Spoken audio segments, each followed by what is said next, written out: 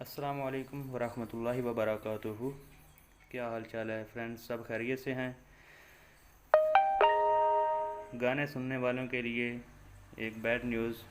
معروف folk singer شفاء اللہ خان روکھڑی آج ان کی وفات ہو گئی ہے۔ انا للہ و انا الیہ راجعون۔ جو بھی اس دنیا میں آتا ہے اس نے ایک دن جانا ہوتا ہے، تو اس لیے ہمیں چاہیے کہ ہمیشہ ہم کو اچھے کام کرنے چاہیے، وہ کام ہمیں کرنے چاہیے جن کا حکم اللہ پاک نے اور محمد صلی اللہ علیہ وآلہ وسلم نے دیا ہے، کیونکہ ہم اپنی آخرت سنوار سکیں۔ جب آخرت سنور جائے گی تو دنیا خود بخود سنور جائے گی۔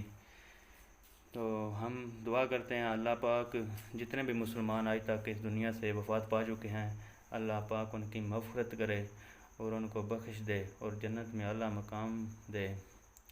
تو یہ ایک مشہور ہستی تھی۔ میں تو خود نہیں سانگ سنتا، لیکن کچھ بندے سنتے تھے، تو ان کو آج ایک صدمہ ہوا ہوگا۔ تو چلو ہمیں بھی ایک ایز اے انسان صدمہ ہے، اللہ پاک ان کی مغفرت کرے۔